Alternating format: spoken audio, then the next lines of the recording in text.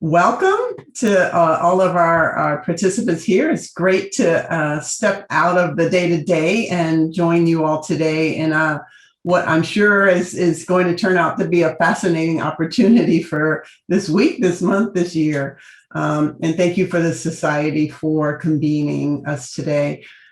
This panel that we're walking into was queued up very nicely by our previous speaker. So thank you for that, Maria. What we hope to do in the next bit of time is to kind of further that discussion that began this morning, talk about the influence and the impact that health comms has had on the pandemic, the role that language has played in that space and how it has been empowering to communities at a time of a health crisis.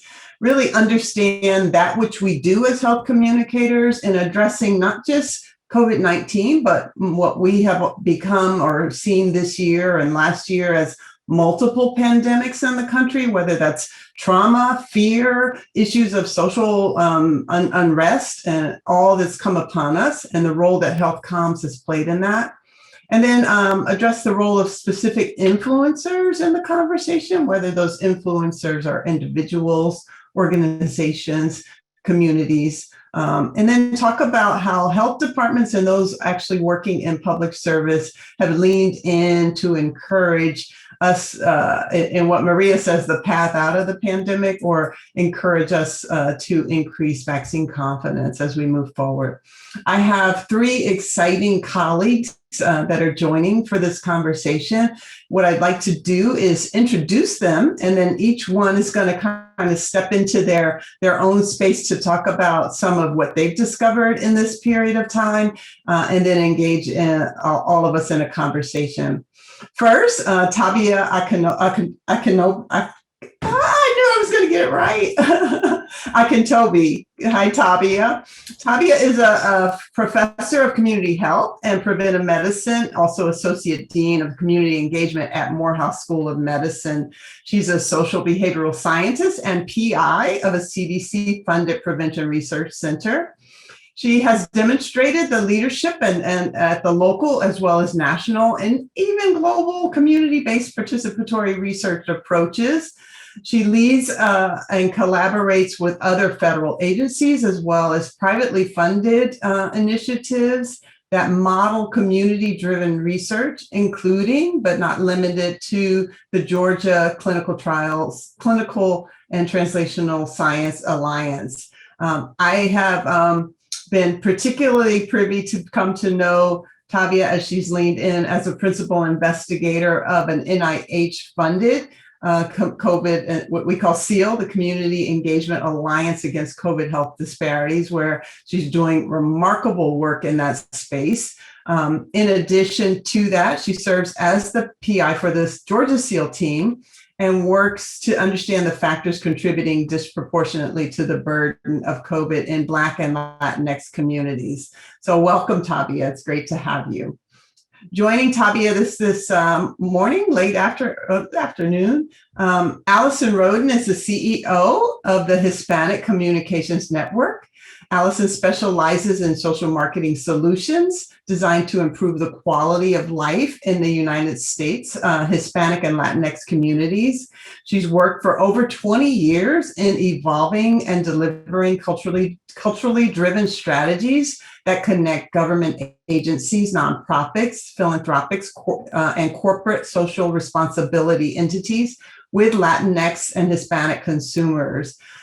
She's also instrumental in work with her agency, which is owned by La Red Hispanic Multimedia Networks. It serves as the largest producer of syndicated Spanish language health and public interest media content in the United States. We're happy to have Alison with us this morning. Welcome, Alison. And then our third colleague on the panel is Rachel Tyree. She's a communication and community relations director at the Division of Chronic Disease and Injury Prevention in LA County in the Department of Public Health there.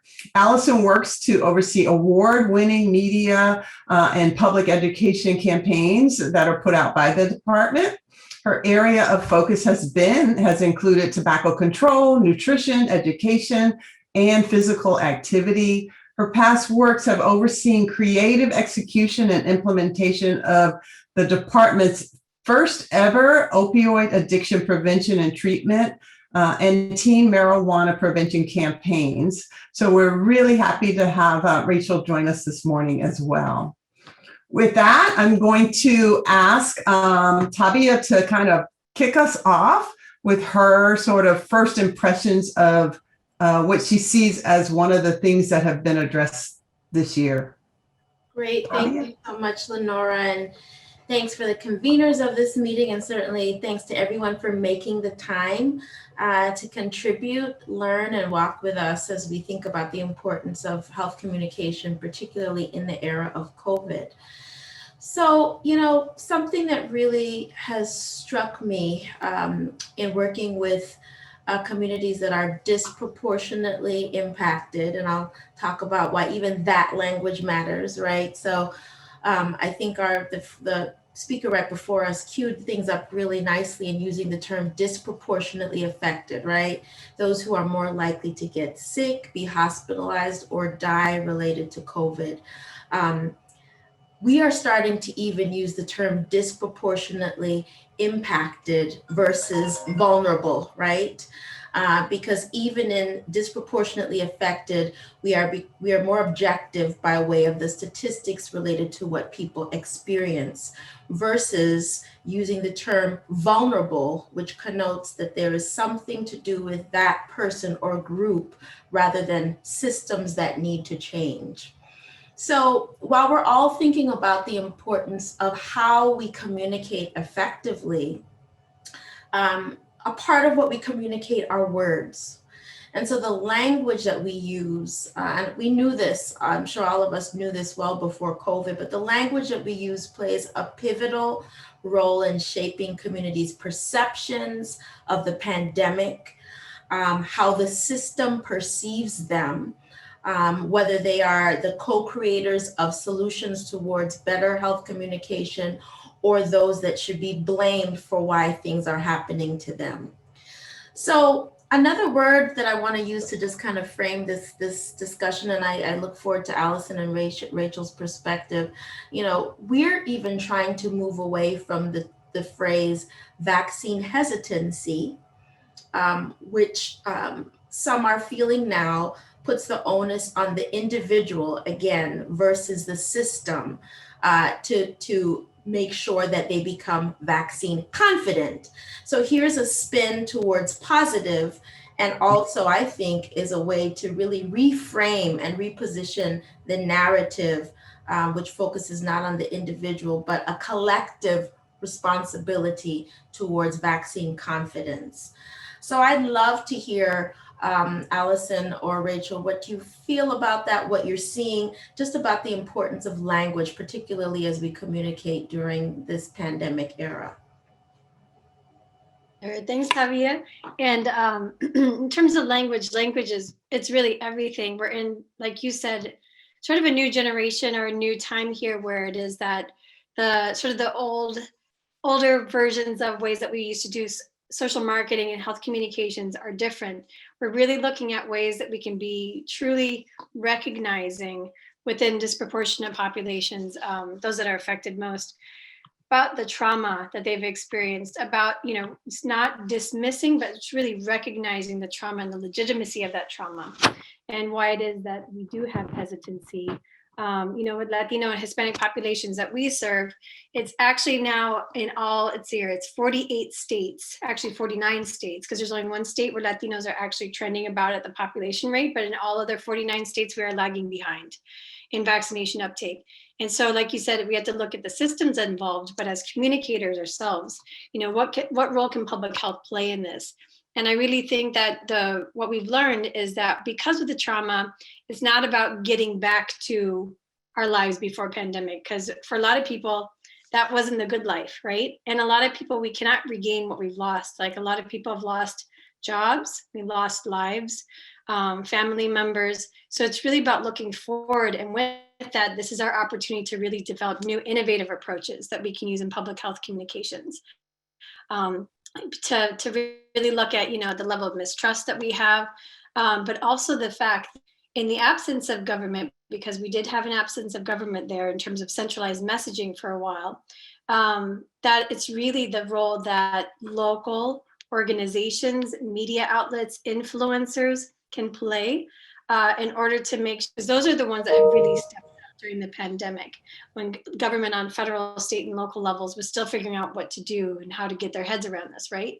So really leveraging that on the ground game as much as we're leveraging the in the air game, so that we can really engage communities, because it's all about going to the trusted source. So I think that, we're going to have a great discussion today about this and share some ideas. I'm really excited to learn from everybody here, because all of us are very much rolling up our sleeves, hands-on, and constantly learning from our practices. So sharing those ideas today. And Rachel, I'll pass it over to you. Thank you, Alison. That's some really good questions. And I loved how, Tabia, you're talking about reframing how we talk about people no longer being vulnerable. It's not the person, it's the system. And so I was frantically writing notes down to share with my colleagues about how we do talk about that and how we write about that. I think from a local public health department perspective, yeah, COVID is not over, no matter where you sit in this country. It's still our full-time job every day. So one of my full-time jobs is working in our Division of Chronic Disease and Injury Prevention. I'm still there. And then my other full-time job is responding to COVID. So I'm assigned to our Acute Communicable Disease Control Division. And this is what I tell people who are not public health people. I said, these are the Dr. Fauci's of the world. So I work with all of our infection control docs and nurses, basically everybody who's on out there in the field responding to all the outbreaks. And now we've also transitioned our outbreak hats to vaccine implementation. We all have served at our vaccine clinics, which was an incredible experience this past winter to be a part of. So I would say from a communications perspective, one of probably what was most surprising in this past year, maybe shouldn't have been surprising, but again, until this happens, then you are really dealt with the cards of the world that we live in. And the world we live in is social media. It's everything is online. This pandemic, from a communications perspective, you still have people who are hesitant, who who don't want to listen to government or don't believe in what we're saying. There's always been that throughout the history of time. You've always had that. What has been amplified and what we have seen on the local level, and what has been incredibly challenging from a communications perspective, is the fact that we now have any source you want to get, whatever you want to believe, whatever you're feeling internally, you will be able to find that online. So the level of misinformation and disinformation has been probably the biggest and hardest challenge that we have had on the local level, to be able to communicate clearly and with impact to every single person in our community that we're trying to reach. And I'll talk through. I don't know if I'll do it at this moment, but when we talk about what Elsa just said, you use the word innovative. I kind of look at the things that we are now doing. It's not innovative. These are things that were around before social media, before we had money to do advertising campaigns. The door knocking, the grassroots efforts of how do we reach people where they're at, to encourage them now to get vaccinated. Before, we were encouraging people to get tested, stay home, don't go outside. And we had a lot of policies in place that prevented people from going outside and doing things. But now, as we are opening up, and I think one of the biggest challenges, beside the continuing mis and disinformation, which is incredibly hard to calm. I mean, every second of the day, every 24-hour cycle, every single second, we are dealing with this. It hasn't gone away, and it's not going away. And so as local health communicators, that is probably one of our big, how do we continue to be in this space, continuing with the fact-based messaging, but when people just don't want to hear facts, they want emotions, or they just don't want to listen to us. So who is giving that message if it's not us? And so we've really reached out to any and every person who's not a government person to help us deliver the message. And I'll talk a little bit more later of the different things that we're doing now to try to encourage people to get vaccinated. So it's an ongoing, and there's not a boring day or boring hour in our work day. Surely not. Thank you, Tabia, for introducing that. Surely, words have meaning. Language really counts, and it really matters. I think another thing that we have talked a lot about, particularly in SEAL and reaching out, is this nature of inclusivity. So kind of not thinking about recruitment to trials, but thinking about being included in the entire process toward advancing out. And so that comes to mind for me, is this notion of the language around making sure all are included and everyone plays a role in getting us through this time. So thank you for that. It's really appreciated. I'm going to ask that my colleague Stacy kind of pop in too, so that we can hear from people that are listening in this part of the conversation. Sure. Thank you, Lenora, and hello, everyone. Yes, we've got active chat conversations. So I'll start with a question that I think could go to all of you, so feel free to jump in. The question is, well, recognizing the legitimate reasons for different communities to distrust the government or the healthcare system, is it incumbent on us to try to reconnect those communities that trust us back to these sources? And how do you see our role as broker or facilitator or as primary communicators? Wow. That's such an important question, and it, I would say the short answer is that the path towards recovery requires all of us, and certainly health communication leaders like those who are a part of this discussion are central to that. Perhaps rather than necessarily thinking about connecting communities that are mistrustful back to the government, even though that might be one part of the resolution for those who are inclined to. More importantly is engaging communities, as Lenora described, in the process. So, from where I sit in working with projects like SEAL, we talk about getting formal community information, right? It might be through focus groups or one-on-one interviews, but we really are broadening our discussion and our ideas surrounding how formal and informal really that community voice can be captured.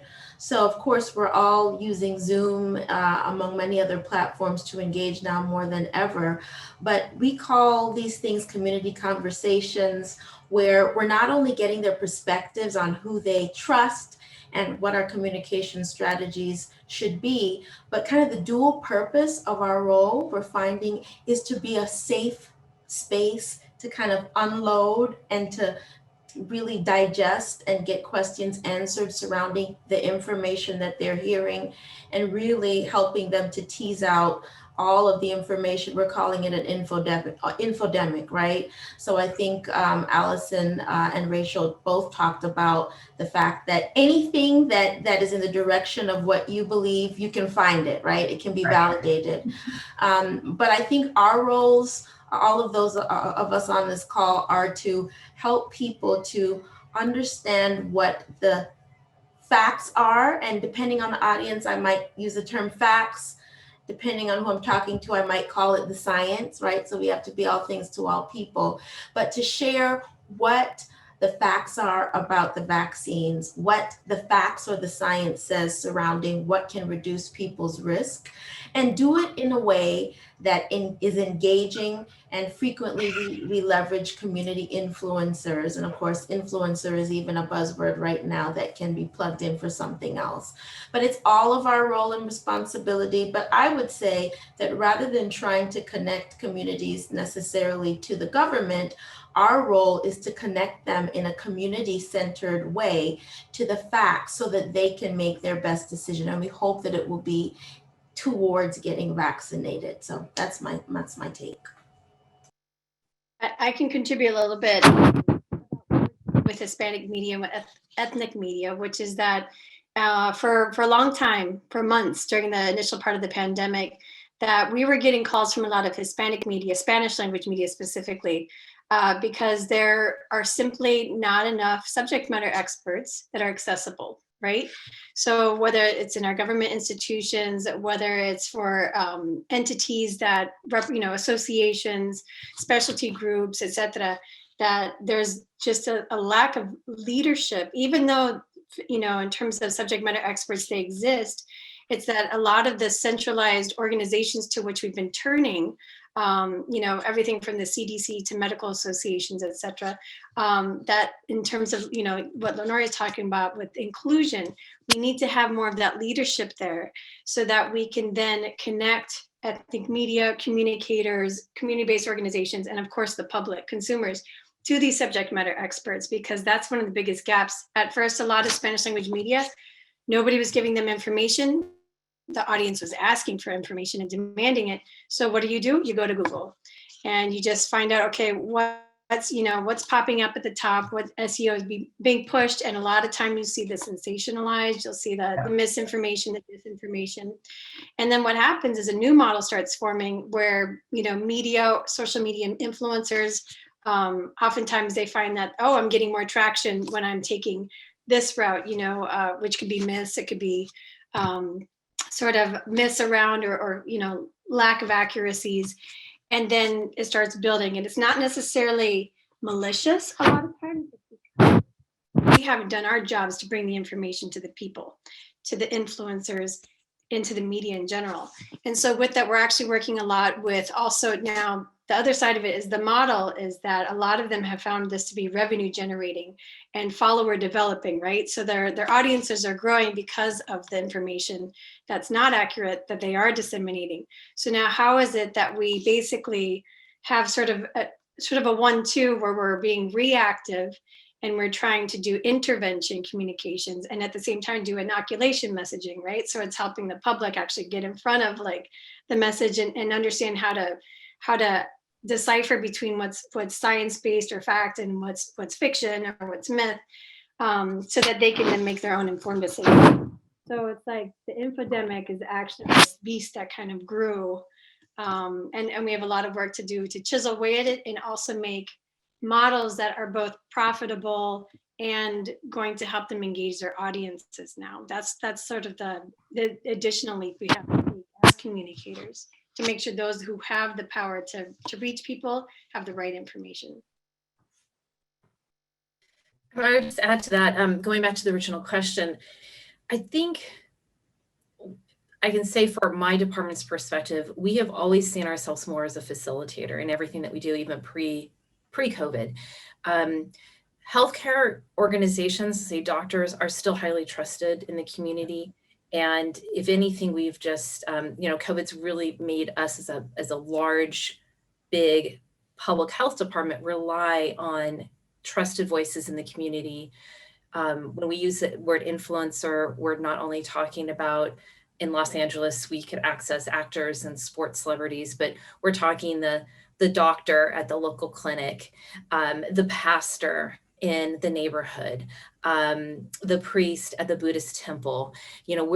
How do we get down to that level? And what some of the different strategies that we have done and that we are continuing to do as we've developed this, what Tabia was saying, we have regular listening sessions with community members. We've been doing this for almost a year now. We have within our incident command structure that we all sit in right now, we have a liaison unit, and we have people that are assigned to the business sector and to the faith-based and to the schools. And we will reach out to those partners to bring together members of the community so we can hear from them. What are their concerns? What are they hearing? What is the latest that's popping up on WeChat, which is what our Asian monolingual communities use, or the Line app, which is another one they use. What is the Latino faith-based community? What's their biggest concern now? Is it still the aborted fetus issue? What is it? And we get these report outs every week, and we have an internal vaccine communications work group. And this is where we discuss all of this. And this is where we start to brainstorm and go through different ways of how do we address this? Okay, what should be then some talking points that we do tomorrow? So we have a lot of great reach into the community, but there's just so much of it here. So that is also one of our biggest challenges. So in addition to us really delving into that and really talking one-on-one, again, these are very informal, just like Tabia said, these are, not formal focus groups. We're not meeting in person, but we are from real people, as we like to call it, the real people that we're trying to reach. We're hearing from them. We do regular press briefings throughout the week. So that's one way that we're communicating, with the media to get the message out. But then we also have a vaccine specific a media call every Friday. So this is where we specifically are talking about vaccine, and whether it's the new information this week that everyone is pushing out, that as of today, you can have a 12 to 15-year-old, vaccinated with the Pfizer vaccine. But we also go through some of the mis and disinformation and start to dispel it. So we're really hoping our media partners will do that, will help us with that messaging as well. I want to talk at some point, but I don't know if this is the right point, of just some of the I want to say the innovative, the grassroots ways that we are now trying to reach people with vaccines. And Lenora, you can tell me when that's a good time to because I think that would be interesting to health communicators and different folks listening in, of just other strategies that we've used beyond, social media and traditional media to try to reach people with this messaging. But it's really everything that, Alison and Tabia have said. But I think, as a local government agency, we know that we are not the trusted voice for the populations that, as Tabia said, are disproportionately impacted or affected, not vulnerable people, but those populations. They're not on social media, they're not on Facebook, they don't have cable TV. A lot of these people probably don't even have a reliable internet access at home. They have a smartphone, they don't have a laptop, they don't have a desktop. So how are we reaching them? But we've always kind of known that we're probably not that person, that somebody, and we're okay with that. We're okay with the fact that those people, I don't say those, but like a lot of people, they don't want to listen to us. They don't want to hear us because we're the ones that have just made their lives kind of miserable the last year. We also understand that people are tired. People are tired of us telling what they can and cannot do. And we have always taken that position that we're going to be more humble of who we are, and we're going to allow other people to lead. So additionally, to be able to give the right tools and information to our partners who we want to deliver the message, every week we send out a packet of information electronically with all of the key talking points for this week. So pastors, when you're on the pulpit this Sunday, here are some key messages we want you to give. For the local Chinese newsletter, here are some already templated information you can just cut and paste, and it's already in Mandarin. Plug this in and send that out with your monthly Buddhist temple newsletter. We are really trying to spoon feed that information, knowing that it may not be coming from us, and that is okay, that we're not taking credit, but we want those the people that the community trusts, we want them to have all of the resources and materials. So this is one thing that we've been doing. It's a heavy lift for our communications department, because it's not only words, it's the translated words, but also the visuals. So a lot of what we have tried to move towards too is that visual literacy, moving away from people don't want to read. And so that's another tool that we have used and implemented that we're doing every week to be able to give these community partners and those trusted voices our words and to put it in your mouth, and you guys push it out. And we're totally fine with that. We do realize still that doctors are still the most respected, and anyone in a white coat, they're going to listen to. But when a government official gets behind that podium or is on the virtual screen and telling, this is the latest counts of our cases, that just falls flat with people. So we've kind of decided that we don't need to worry about our reputation at this moment. Let's get to the end goal, which is get people vaccinated and get beyond this pandemic. Thanks, Rachel. I think I'm going to actually transition, because there's a thread here that I want to touch on. So I think in terms of the who's trusted most and who are those trusted, there's an underlying current of mistrust, right? And that mistrust is built on people's fears, people's anxieties. And so I just want to kind of toss the ball to Alison a little bit and talk about what you're seeing in that space that's associated with that mistrust. Sure. Thanks, Lenora. For us, it's sort of unique for Latino and Hispanic communities because first of all, we're not a monolith, right? So it's very diverse. 15th generation, living in New Mexico, Colorado, and then you'll have on the other side like recent immigrants, people who are not acculturated, that are newer to life in the United States. And so when we're talking to our audiences, it really depends on the audience segment that we're talking about. But I can share that on the mistrust side that, for Latinos, there is a long history there of government mistrust. And on top of that, the public charge that came out, for example, when we're talking about immigrant communities, the public charge that came out with the previous administration, we actually saw that a lot of people, even within, we work a lot with HCN, and we've been having a lot of conversations, and everything from, state children's health insurance program to like the public welfare programs like SNAP, WIC, all these different Head Start, that programs that even the career workers in their lives, they've always said that you can, we're not going to share anybody's information with ICE or La Migra or anything like that. And now they're like, we actually can't say that anymore, So that's another element of trust that as for government agencies, they are no longer allowed to say that because they don't know now, for future administrations, what's going to happen. And same thing for our dreamers, for a lot of, young people who were brought to this country by family members or through other means. And this is the only life that they know. This is the only culture that they know, in terms of, being English dominant or only knowing life in the United States, and then having whiplash from administration to administration, So I think that there's a lot of challenges that we have there with it. And so we're working right now to figure out ways. We don't have a magic bullet, but we're certainly trying to figure out ways how it is that we can basically talk to communities that are in need, because food insecurity, for example, right now is very high amongst Latinos. It's over 20% of households are reporting food insecurity. Education is another one where a lot of families took their children out of Head Start, early childhood development programs.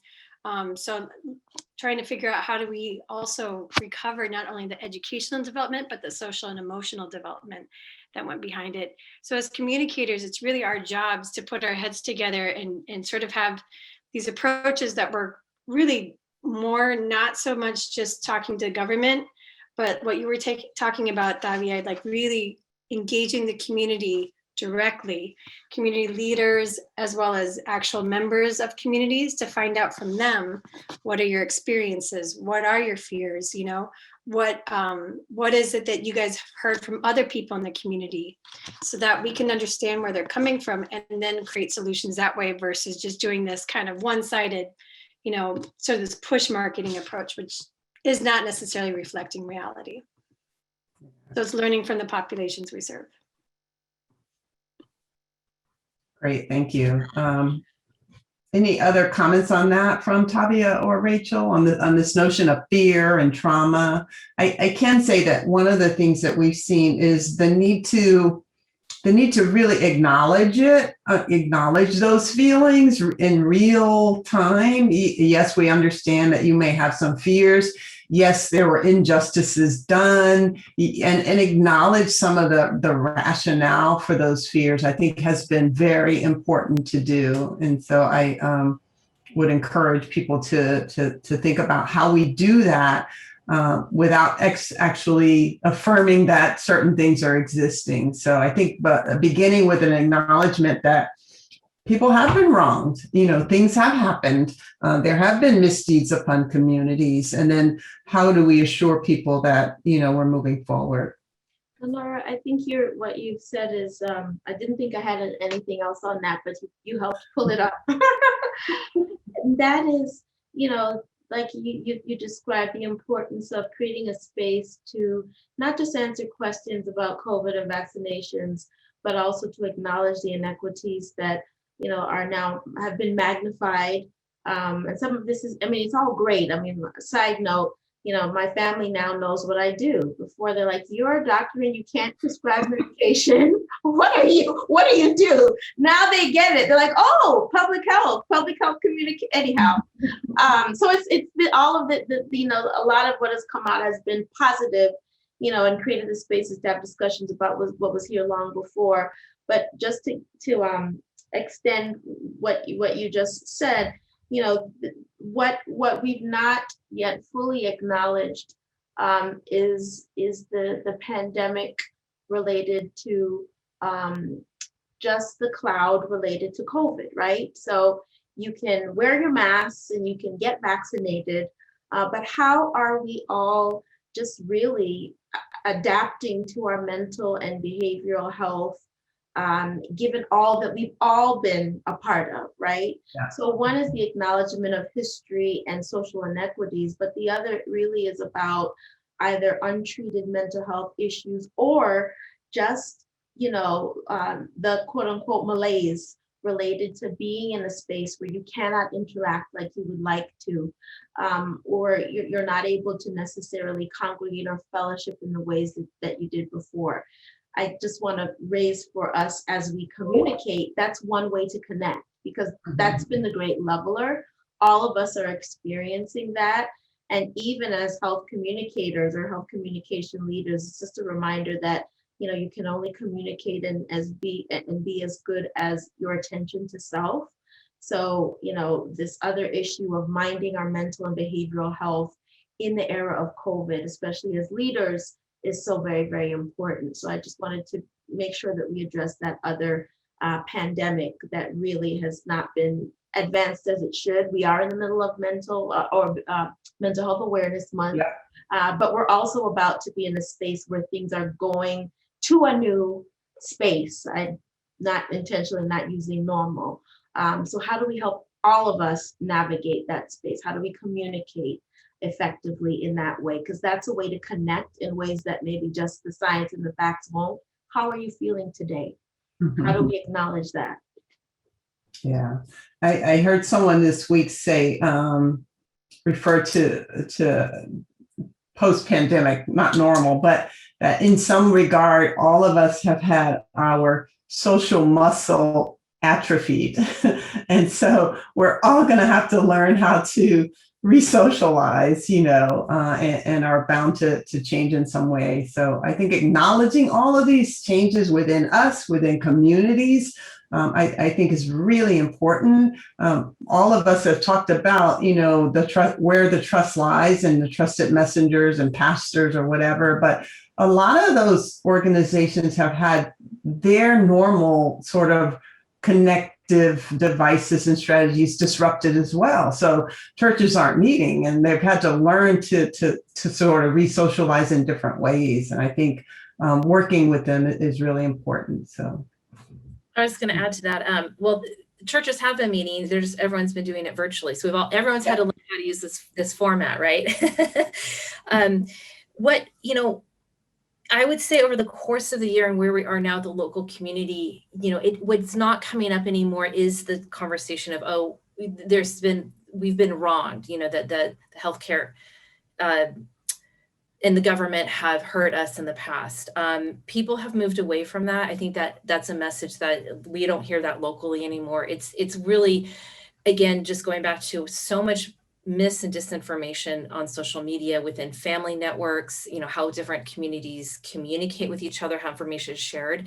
We don't spend a lot of time going through, yes, like Tuskegee did happen and it was wrong. So we have seen people have moved away from that on the local level. It's more of, this vaccine is made with aborted fetuses, and my religion doesn't, allow me to get vaccinated. We've had, it's much more now personal, or like my mother told me this, my auntie told me this.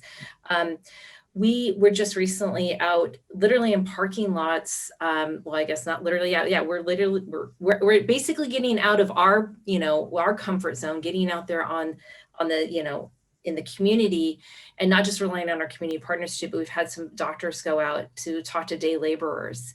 And you're talking about now communities that are not documented and that really are hesitant of, no way am I going to get vaccinated, because I don't even trust that I'm not going to be able to, I'm going to get picked up by ICE. So we've gone out to really just talk to day laborers and have these conversations. And I'll tell you that the questions that they have, it's not, I don't trust this. It's like, I'm nervous for my own safety. And I don't, how do I know I'm going to be able to come home to my family at night if I go to a facility, a site to get this vaccine? And we literally just answer their questions. And what we have seen is a lot of them aren't necessarily going to sign up right then to like, oh yeah, now I'm going to go get vaccinated. But they have something that they have talked to a doctor, a doctor maybe in a white coat in a parking lot, and they're just having this conversation, and we're just trying to answer the questions without any judgment, without just answering their questions. And we've seen that has gone a long ways to help people really think through this. Some of the other ways that we have changed, I just want to get it in before I know our session is over. I was just gonna pitch it to you to get to the local strategies, Rachel. Yeah. So we have, I'm gonna tell you right now, door hangers. Think of a politician and door knocking. This is very effective. We have found this to be an incredibly effective strategy for a lot of our communities. Is literally just putting door hangers, information of like, here's where you can sign up. Here's a phone number, because we realized, everybody across the country was so happy about, everything's online. You can sign up for your vaccine online. Well, we forgot about all the people who don't have access to being online, right? All of a sudden you're peeling the onion back. We have found door hangers to be very helpful. We actually have set up 1-800 toll-free numbers, because we have a lot of older monolingual population that doesn't access, they don't have a smartphone. They don't maybe have really good internet at home. We have a lot of internet connectivity issues in LA County. And so we've set up these 1-800 numbers where you can literally just call in, and it's recorded information, and we change it out weekly, and it's going to be the latest information. Some of it's evergreen, but like where you can get vaccinated, addressing some of our top line issues. So we've tried for us, going back to Alison's word about being innovative, it's not really innovative, but it is in the sense that we haven't ever used it before. What's cool is that what was old is now innovative now, putting stickers on cars, door hangers, handing out flyers, sticking them in the food bag, all of that stuff is now innovative. Exactly. So it is kind of funny. We call it innovative. It's always been there, but now we're like, oh, let's go back to the old school way of doing things. We still do town halls, which we find to be very, very effective. We do town halls once or twice a month, and these are open to the public. This is not for the media. The media can listen in. It's in the evenings, and we do it on Facebook, Instagram, and YouTube. And it's a way for the public to talk directly to us. And they literally do talk directly to us. The comments are quite interesting. They're good and the bad, but we also get tons of questions. And it's a very informal with our leadership, or whoever we have going up there and doing it. And we always have a Spanish speaker. And during our press briefings, we do Mandarin, Spanish, and Armenian in addition to English. Again, we've talked about kind of how we work with our religious and faith-based partners and our nonprofits to submit information. We also work with them when we bare bones, like if they're like, hey, we need to put together a flyer and we don't have the capacity to do it. We try to provide template, those type of things. That's already, you just plug in your own information and send it out. One thing that you guys are all probably aware of this, so every locality and state is dealing with now, is now we have this, we have the vaccine supply. Now we don't have the demand. We all knew this was coming. This is just very natural supply demand and how that works, and when people really want it. And so now we have that large population, that wait and see, and we need to get to them, right? It is helpful that now we have 12 to 15-year-olds that can be vaccinated. But we started out with what we call megapods. I know every community has a different word for it, but the large sites where you go to the stadium, you go to the amusement park, and the parking lot's filled. We all are very familiar with what that looked like in our own local community. Now, those were great to be able to get to a lot of people very quickly, but it did leave out an incredible large part of the population that doesn't have access to a car, or there's no bus that's going to go all the way to Magic Mountain, 40 miles away, even though that's still in Los Angeles County. So we've been doing a lot of mobile clinics, which I know a lot of communities have been doing, and we're starting to do like vaccine kiosks. So this is like what we know now is, which I think we always did, but now we're at this phase, is we need to meet people where they're at and make it very easy to access and very easy to do. So even if we were talking to somebody that maybe next time we go out to see the day laborers, that we should actually bring a mobile clinic with us and be like, okay, now that we've talked about it, what do you think? It'll just, and we'll come back in 2 weeks and do it again. They'd come back. Or we do, we have the Johnson & Johnson, we do it one time. So those are just different ways that we're now trying to partner with grocery stores in different ways of being, okay, can we bring a site here? Can we have a kiosk here? Can we come here and be able to give the vaccine? Really trying to be right where people are at. And so I think those are some of the in addition to grocery stores, we're going to malls and we're doing it at our schools, you know, and we'll continue to probably do more at schools come closer to the fall. Right.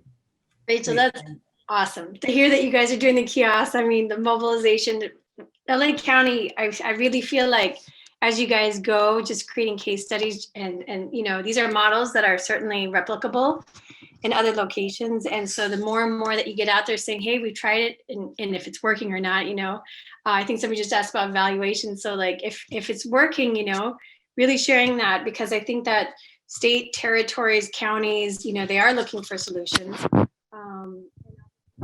Adjusting from the megapods, as you call them, to the other one is federally qualified health clinics. A lot of our clinics are really doing a great job at reaching those populations. And also for those that are underinsured or uninsured, we've been working a lot with community health workers and promotores de salud, because, you know, 25-26% of Latino populations are not fully insured. And it just, and a lot of the sites are actually requesting insurance, you know, like we'd like to see your ID and we'd like to see your insurance card. And that's not every site, but it's actually more sites than we think it is, even though it's federally mandated, even though federally speaking, it's no charge. But even that, you know, anytime you add a fee to it, it scares people away. So if there's an administrative site fee, or administration fee, then that's going to scare away people too. So we've been working more with the promotores de salud to train them on giving them talking points, build their confidences too, because they're on board, but it's like if somebody starts asking me questions, I don't have the information yet. So helping them to build their own confidence to be vaccine confidence ambassadors, right? And they already have the connections, the networks, and the interpersonal relationships with the communities that they serve. So that's another sort of way that we're trying to mobilize on the ground and support those local community health clinics, which have been doing a great job. I think your point of leveraging every voice and messenger out there is absolutely spot on. I think people who probably never saw themselves as health experts or health communicators are now health communicators. They're being sanctioned health communicators. We just heard last week about a mailman who was in a rural area where there was a good amount of mistrust in vaccinations or lack of confidence. And he was saying, give me some stuff to hand out. I need information. I need to talk about this to people who I'm delivering the mail for. So yeah, I think the trusted messenger becomes people we've never thought of before. And many of us are making sure and working hard to make sure they have what they need to feel confident to speak in that way. So it's very important, really important. I'm going to invite my colleague Stacy back and sort of direct to some of the questions and chatter in the box, which I haven't been paying attention to.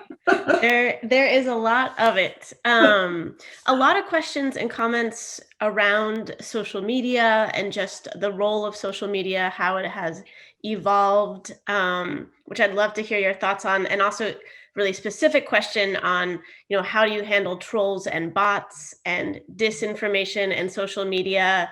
Do you address those comments directly? Do you try to delete them? I imagine it's different depending on if you're in a local government or an organization, but lots of questions around social media and disinformation. I've seen a lot of strategies. I just want to that have so I think Rachel, you mentioned town halls. I tell you, it's like almost like every day there's a forum, a town hall, a gathering, and a lot of that misinformation pops up in that chat, and it initially caused us some concern because it's put it out there. It's put out there, and where I've seen techniques that really work on some of the channels, which Alison, you all might do, is just some people have asked the question, where did you get that information? Like, what's your source of that information? And just by asking people the source of information, I think has been really, really effective in overcoming some of the misinformation, because a lot of times people don't know. It's like, oh, I heard, or I heard this. But when you ask people, what's the source of your information? It's been, I've seen it been really, really effective in changing the perspective a little bit. I would agree with that. And, you know, one person hears something and it spreads to people they trust. Again, without the source kind of gets left behind. So, kind of just really unveiling the source helps to kind of turn the volume down on its power, right? And someone was asking me recently, well, are you going to share your kind of myths and facts on your website? And I'm like, I wish I could. But the community discussions are coming so quickly. It's better that we have recurring community discussions to dispel and air the issues, or else we would be making new, we'd be updating our website almost daily. Because again, the communication sources and misinformation come so quickly. So to me, most valuable is having these ongoing community conversations. And literally we have 3 or 4 a week, and there's new information that pops up and we try and address it right there. But it's not static and requires ongoing dialogue to be able to address the issues.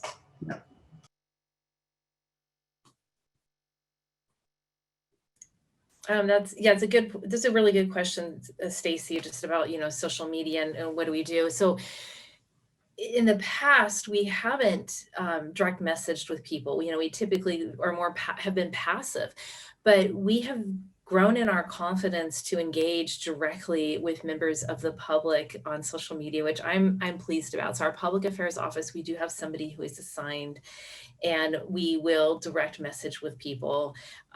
We will respond, so other people can see our response. But typically, if it's like a troll or negative comments, we don't delete it. We don't delete. We leave it, but we don't respond to that. So, Right. Because you're not going to win in that battle. So, and I see it, and I think what we just keep coming back to is presenting facts. And there are people who are just never going to trust government, or not going to trust the CDC. And I think we've had to make that determination of who we're trying to convince to get vaccinated. And it's not going to be the people who are against vaccines. It's not going to be people who already don't like government or don't trust the CDC. We already know we can't change their opinion or view. It's that middle, as the ad council says, that movable middle. Now I'd say that the wait and see, or, I'm just lazy and I know I need to get it. That's the population we really are trying to focus on, as well as the communities who haven't been able to go to a mega site, but we know that they are the ones that are getting most sick and dying in Los Angeles County. And there's been a lot of efforts, like at our food and meat packing warehouses, where we've had incredibly large outbreaks and just a lot of tragedy around there, bringing mobile clinics to those work sites, to be able to vaccinate people. Again, it's not innovative, but it's going back to the grassroots, boots on the ground type strategies. Social media is definitely key. It has to be part of your, your prong of your communications channel of how you're reaching people.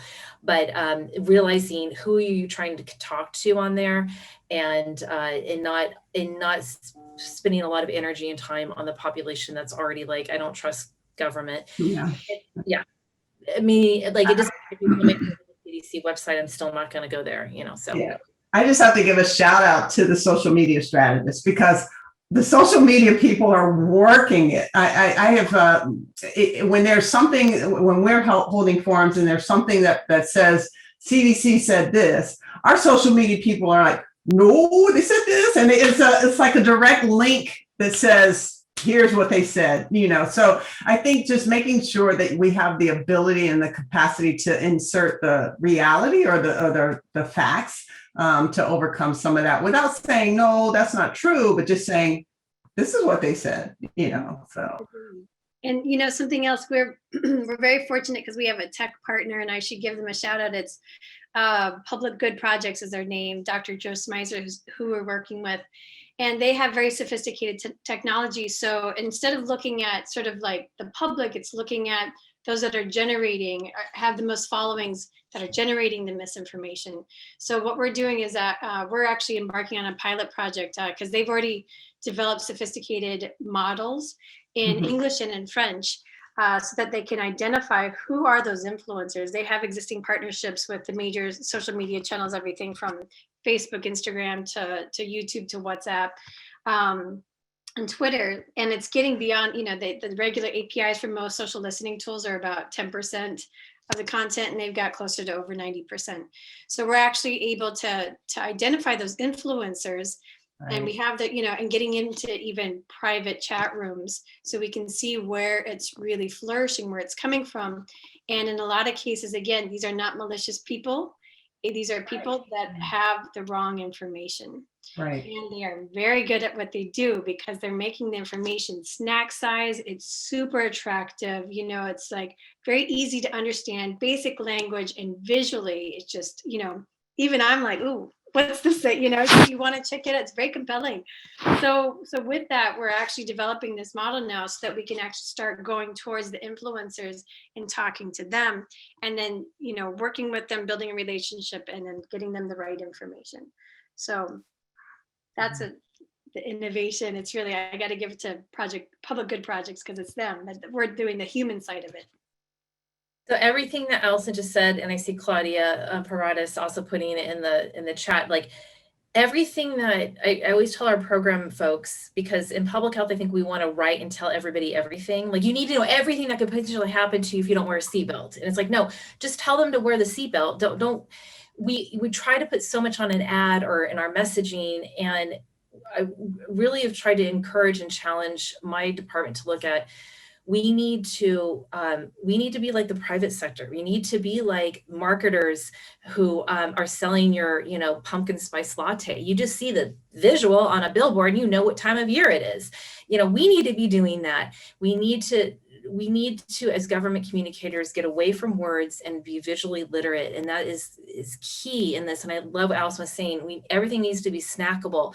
And if I've seen any change happen quickly, COVID has forced that for us locally, is to really try to challenge ourselves to get there and to be like the marketers in the nonprofit or the private sector or the university or academic setting or other settings that maybe do it better than us.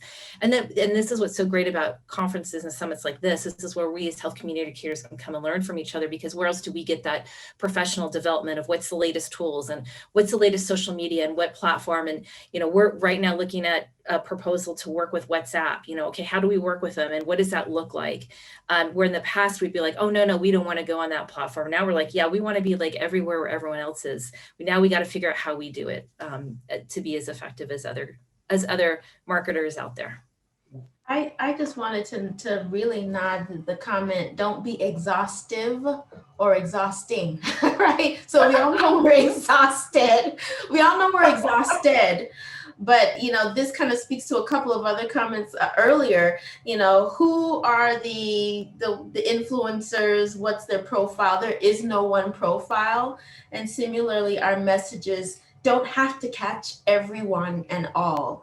They really do need to be specific. And I was about to use another word starting with a T. Again, language matters. Specific. And I would add that they need to be high touch. So I love what Rachel said about making sure that we use visuals, high touch, and they have to really resonate with something at the heart of people's why. Why are they saying yes? Why are they on the fence? And what is their no? And so going back to the community conversations, not to convince, but really to understand. And then our messages should be tailored, whether we use words or ways that we resonate with people's why through pictures and heart, I think is really important now. But we don't have to be exhaustive. We can't catch all with any one message. Yeah, that's so true. And I think, we worked with NHTSA, the National Highway Traffic Safety Administration, on their Click It or Ticket and their, Drive Sober, Get Pulled Over, those kind of campaigns for years. And it's, the social norming and seatbelts, and making sure buzz or drunk driving under the influence. And with that, it was always about, like what Rachel's saying, it's not about the stats. It's like, no, I'm invincible. Like that's going to happen to somebody else. It's not me. But you could get a ticket, you could get pulled over much more easily, right? So starting to work, with the sort of the on the ground with the highway traffic patrollers, and then doing the public health messaging at the same time really proved to be an effective model, to the point where, I mean, we were seeing the numbers just in terms of injuries and fatalities because of lack of seatbelt, or because of, impaired driving. All of that started going down when we figured out, okay, this model. So it's this in the air, on the ground model that really is very effective. Same thing with domestic violence. We've been working in the domestic violence space for a long time. And, it was always about, trying to help victims to leave the perpetrators, and giving them, ways, sort of trying to figure out, okay, how is it that we can convince them, and what's the why? Reasons to believe. Well, when you know that your children, like for girls, that you have a higher chance of being, that they'll be in relationships that for dating, and like violence and dating, violent relationships, and that boys have a higher propensity to become violent themselves, or bullies, and engage in that kind of violent behavior, then it's not about me so much, it's about my reason why, it's my children, right? So how is it the reason why with COVID and vaccines? So that's what we need to navigate right now, to build that vaccine confidence. So some people, yes, we're afraid about secondary or side effects, and we need to normalize those side effects. That's part of public health messaging, in terms of, how is it that we can make it so that people know that it might, everybody is very different, but so how do we normalize the side effects, but then on top of that, the reasons why, for people that have not taken it yet. So that's something, and it's very different from every audience segment perspective. Well, going back to, you're talking about the top line message. So, what is bringing it back to COVID messaging, locally, our campaign in the county is Flex Your Defense. And this goes to what we've had in such incredible loss of life in Los Angeles County, and a lot of people sick. And so that has resonated with people. We don't get into the do this so we'll eventually get to herd immunity. We don't talk about that. We just say flex your defense, and you see the image of someone with their arm up with the Band-Aid and they got their shot, and it's all different races and ethnicities and ages and pregnant women. And now we'll have younger teenagers doing it. And it's the idea that you're protecting you and your loved ones. We all know that the emotional tie of people getting vaccinated is probably one of their biggest motivators, right? I want to hug their grandkids. They want to get on a plane again. They just want life again. But we have found that to work. I know Michael put in the chat, what our national campaign is, what the ad council is also doing. And then I just recently saw the state of California has a new campaign out, incredibly emotional tie. I mean, I'll find it and send it so we can share it. But just showing, what has happened over this past year. And it takes you through visuals of what we probably all would like to not have to see again, the morgues and people dying and people saying goodbye through a Zoom. And the closing line is, we write the next chapter, putting that on Californians, for us to move beyond this, and not talking about all the statistics and the things that we know as public health communicators of why, but what is going to be that motivating piece. And that just kind of want to bring that back to the messaging around COVID of where we're at, and what we've tried to informally focus test, throughout this past year, what's working and what's not, what is resonating and what's not. I'd add just one, some of our messages, and I so appreciate, and Rachel, please, if you can find it and put it in the chat, because it's that 1 year in review is so important to note. And what we're finding with younger audiences, younger community residents, and of course, again, even within them, there are differences, but some of it is not heavy, right? Right. Some of it is just these are 24 to 26-year-olds are I want to go I want to be able to go back to that club again. And that's the reason why I got my vaccine, right? So some of it can be light and connected to, again, the whys that are not always as heavy and deep as the COVID era, right? So really, again, just to emphasize, depending on the community and the audience, the message is not always heavy. But these were a couple of young men who were very much on the fence, and there's some of our younger influencers because of their demographic and their age. And they're like, this is how you need to position it. Just say, if you really want to go back there, this is what you just kind of need to do. So for them, that was a positive, and it wasn't heavy. That really helped them to make their decision. And someone, to that point, the club owner, we should be talking to the club owner. Right. That's right. You get, so you show up, you want to come in the club tonight, like show your vaccine card, and then you get, like, I don't know, you get them for free or kind of like discounts or whatever it might be, so then that way, or tickets to concert, we're figuring out ways that we can connect more and more with small business owners, and then obviously corporations too, but small business owners, because once we've got as close to herd immunity as possible or people vaccinated, that's when your business operations can start really recovering, truly recovering for the long term, right? And so with that, so it's like, what's in it for me? It's like your bottom line is in it for you, for the small business owners. So how is it, like that should be another target audience. Rachel, to your point, in terms of houses of worship too, we want to worship together again. Like, how did we get there? Vaccine. So it's just like looking at, there's so many different angles that we can take here. As public health communicators, it's not just about media, right? Like there's all sorts of levels that we can leverage to really connect with them and figure out how it is that we can get them on board and motivated as well, so that the systems that we've been talking about are in place and are changing in the ways that adapt to the current needs that we do have. All right, I want to just make sure that we're covering some of the inputs that are coming in from chat. I just see it rolling. It's rolling.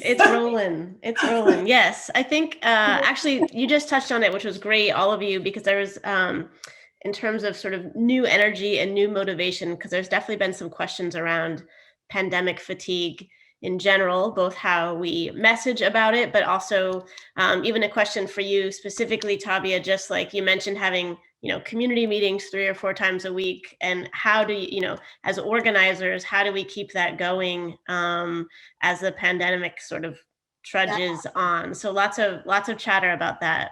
Yeah, where we are now, I think in the beginning when many of us were doing this, both pre and post CO, Lenora, we were scheduling and slating these community conversations. So we were hosting them.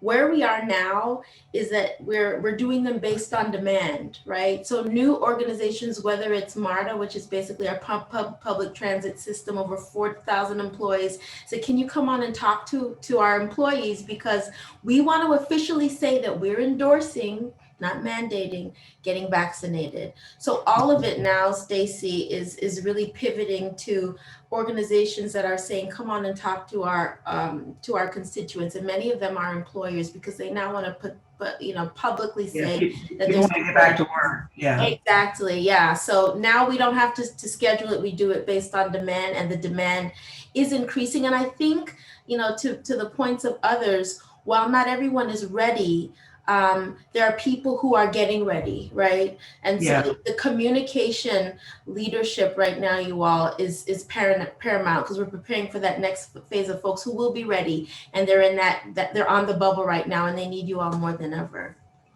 I think the other thing that I wouldn't say shifting altogether, but the other thing is that there are plenty of data out there. The data actually are quite remarkable. So whether it's Pew or Kaiser Family Foundation or CDC Vaccine Tracker, we know who's not been vaccinated, down to the community, down to the type of people we know. And so a lot of the more focus has been on using that data. So migrant workers, that Alison said before, is an area that needs some attention. So we know what those sort of spots that we need to focus on are as we go through, and changing the focus a little bit to make sure we're reaching everyone, and not just kind of blast. In the beginning, we were just, like Tabia said, we were just like blasting everyone, but now we're a little more focused in terms of trying to reach specific segments of the population. So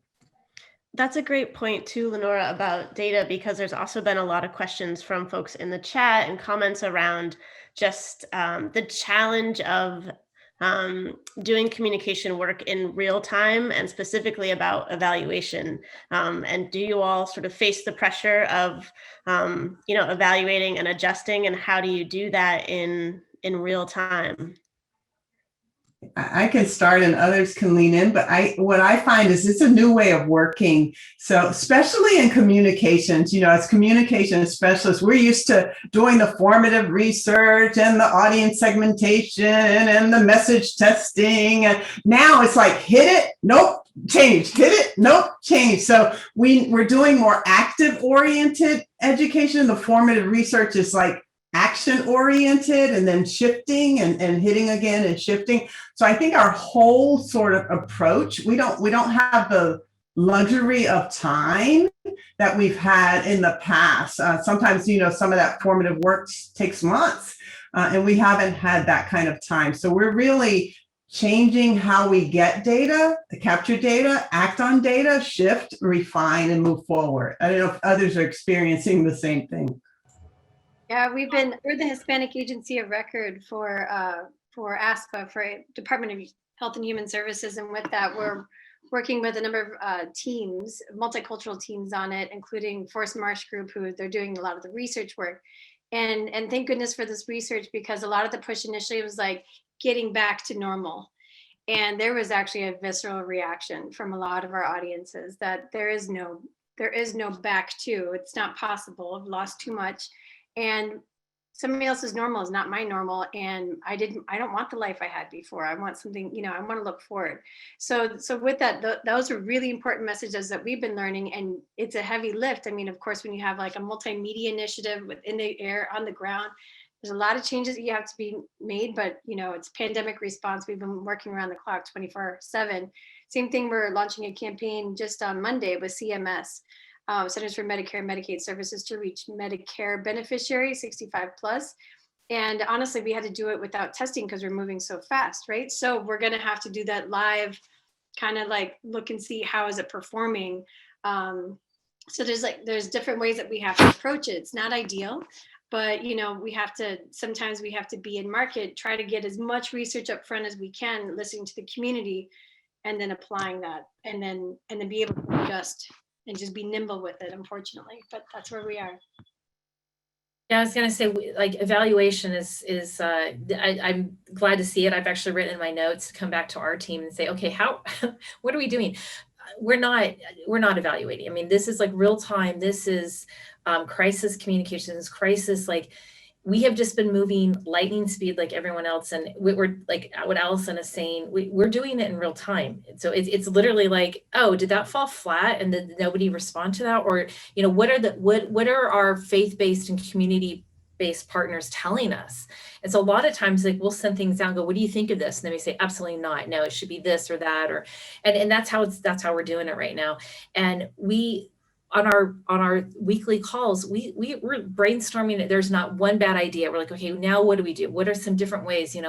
Everything is being thrown out there of like, how else do we reach these people? How do we get to them? Is there somebody that we can DM? Is there somebody that we can reach out to on social media and say, hey, we really need you to help us with this? There's not one wrong or bad idea. And it's very exciting, because usually, yes, public health communications is very much, or health communications is very much research-based. What's our framework? we got to test everything. Yeah, COVID, that's all thrown out the window. So it's just real time. And it's a really good point for us to think about case studies and how we come back to look at what worked and what didn't. But yeah, there's no time for pre and post assessments. Yeah. Well, Really being told what's working or not. I agree with all that everyone has said. Looking at this very last comment I see in the chat, it's actually it's mostly qualitative, right? So while we're in the midst of a pretty big survey right now, the qual is ongoing, but we count the qual as a community conversations. Whatever people allow us to record, and most do, all of this is the data that helps us to understand what new we should try or what we should turn off because it's no longer working. Right. So I think most of it is qualitative, but the other piece that we're trying to do a bit more strategically is link specific vaccine communication events to vaccine events, right? So where did you hear about it? And of course, how we ask them is not necessarily via tablet, but we say, did you hear it, or did you participate in this event? And that's helping us to do a better job of linking whether we have a three-pronged hypothesis, right? Yeah. We hope that vaccine communication that's culturally tailored will improve vaccine confidence, and we hope that vaccine confidence translates to vaccine uptake. Yeah. communication, confidence, uptake. And so we're trying to do a better job of linking that, but it's a work in progress. And even with the qualitative, Tabia, it's triangulating that really quickly. So what you see in the chat box, what you're seeing through social media responses and comments, and what you're hearing in focus groups of 4 people or whatever, it's just this need to triangulate it really quickly and make a decision and go. And the other thing is just giving ourselves permission to not necessarily go to the end user. So you can't get to 60 people, but you can get to 6 pastors that talk to 10 people, and they're going to tell you what those 10 people said. So it's a little bit of a truncated process for the most part as well. So I'll jump into with another question and topic from the chat, which is kind of thinking about potential next phase of vaccinating kids 12 and up, and what have what lessons have you learned from before that you might apply to communicating to parents, especially parents who may, even if they have been vaccinated, might be hesitant to get their kids vaccinated. Well, we're finding, and I'll make this extremely brief, that in discussions, we actually just talked with our statewide community coalition board about this issue because we're all nationally poising for it. We've found both with our Latinx as well as Black and African American serving organizations that they feel that the path towards getting parents or caregivers vaccinated is through their children, and of course, one size does not fit all. But many who are saying that I wouldn't get vaccinated, they're waiting for their kids to get vaccinated because again, the care and the focus and the passion is on their children, and so potentially this new opening up will create opportunities to engage with the adults in these kids' lives to say, would you also think about it? But many are thinking about their kids before themselves, and that might be the door to the conversations with them. Yeah, I can back that up. Yeah, I can back that up because when it comes to our audiences for Latinos, Hispanic communities, that we are terrible at vaccinating ourselves as adults. Terrible, horrible. When it comes to our kids, that's a whole nother ballgame. So yeah, I would say kids, and then also even with elderly, but mostly with kids, that's where it is that we're going to start getting people on board. And especially if schools are on board with, for enrollment or daycare centers or Head Start programs, if they're on board, then that takes it up to a whole nother launch. If that's part of your, your enrollment process, then that's where it is that we're really going to start seeing the numbers change. yeah, I agree. All right, I'm going to ask Stacy for one more question before we turn it back over to Terry. Sure. I'll ask, let's see. I know there's been some comments, Tabia, folks are really loving the reframing from like hesitancy to confidence. And this will go to everyone, but folks are definitely asking if there's been any evaluation of that language. Like, have we, even if it's anecdotal, does that sort of positive spin go over better? Yeah, I can certainly say I'll say it didn't originate with me. I was on a panel with primarily Latinx and African American young women, both participants as well as leaders. And that's the first time, and this is about 2 months ago, where the discussion came up that said, why are we considered hesitant when in any big decision in our lives, particularly when systems have failed us as a people? Why am I hesitant? Right. Any big discussion, any big decision in my life should require a pause to make sure I have the facts before I make a decision. And they use the analogy of buying a house. So why should this be any different? So I'm not hesitant. I want to be sure I have all the information I need. So it is anecdotal, but it's from the communities that we're trying to serve and co-create solutions with. So that's where I first heard it. And certainly I've started to hear it in other places as well. But it certainly does resonate with those that I'm talking to. Yeah, and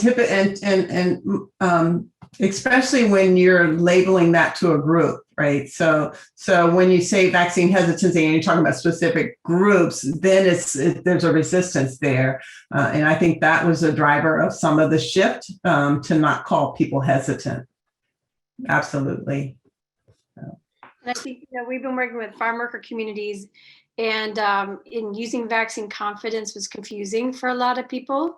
So it was shifted to vaccine acceptance, and it seemed to resonate with a lot more people. So I think it depends on the audience to that point, really making sure that, the approach is obviously that we're not going to talk to them about our philosophies and, our strategies or anything like that, but just using plain speak a lot of times really helps for the mayordomos or those who are working with the farm worker communities, so that they have the right language that they need that resonates with them, so they understand what their own goal is as well in the initiative. Great. I'm going to pause and just say thank you, Tabia, Alison, Rachel, for all of your thoughts. And Stacy, thanks for running the show behind the scenes. We appreciate it greatly. It was a phenomenal work. So with that, thanks to all of the participants who helped to guide the conversation with your comments in chat. And I will turn it back over to Terry. Thank you, Terry. Thank you, Lenora. And I love the comment that we just got from Ahava about the best panel that she's seen all year. So kudos to Lenora, Tabia, Alison, Rachel, and Stacy, and all of you who are attending for a great conversation. And all of today's speakers have highlighted the critical role that our profession has, is, and will continue to play in helping us bring the pandemic under control and return to school and work. Maria talked about the importance of using a collaborative approach to engagement and to creating information equity, a term that really resonated with me, meaning information that is accurate, trusted, context-specific, and equally accessible to all, as part of our strategy for addressing the pandemic. She also emphasized that effective collaboration includes the need to accept and acknowledge what we don't know, incorporate community input, and be a long-term partner and not a tourist, another expression that really resonated with me, and use evidence to develop tailored messages, since we know that a one-size-fits-all strategy is not effective. And she also reminded us that as health communicators, we are stewards of the science. And I think that's really important for us to remember. And then the panel reminded us about the importance of language. For example, disproportionately impacted instead of vulnerable populations, vaccine confidence instead of vaccine hesitancy. In order to avoid blaming individuals for a health behavior like getting vaccinated, and instead focus on empowering communities and changing systems so that they support behavior change.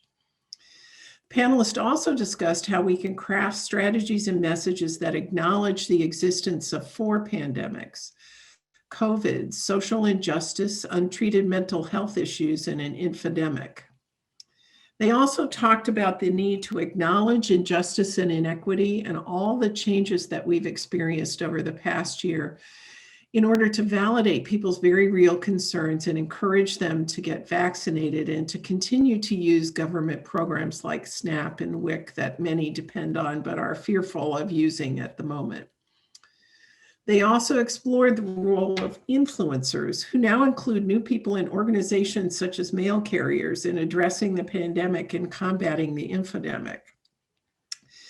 And they said that information needs to be snackable or bite-sized and visual. And as Tabia said, don't be exhaustive or exhausting. And messages should be specific and high touch and address the why in order to build vaccine confidence. And last but not least, approaches to action-oriented formative research and evaluation and adjustment on the fly were among the topics that they discussed. And it will be interesting to see what we learn as communication efforts move forward. So I hope that you'll stay with us for one of the networking sessions led by our organizational members, or participate in today's Health HPV Communications Design Jam, or the workshops on health literacy, building an inclusion, diversity, equity, and access program for your organization, taking the pain out of paid social campaigns, and evidence-based approaches to message development. And these workshops are brought to you by Westat, Communicate Health, Hager Sharp, Crosby Marketing, and Forest Marsh Group. And Erin, I don't know if there's anything that you want to add before people go off to these sessions or log off for the day. No, I would just say thank you so much for coming. We hope to see you back tomorrow. We have another really, really fantastic panel planned. We're going to talk a lot about mis and disinformation, what it's doing to the overall communication environment, and strategies for how we can work within that. So thank you everyone for coming. Please bring your comments, bring your questions, engage in the chat. If you have any questions, send us an email, but we'll see you back here tomorrow at 12 noon Eastern for another great conversation. Thank you so much.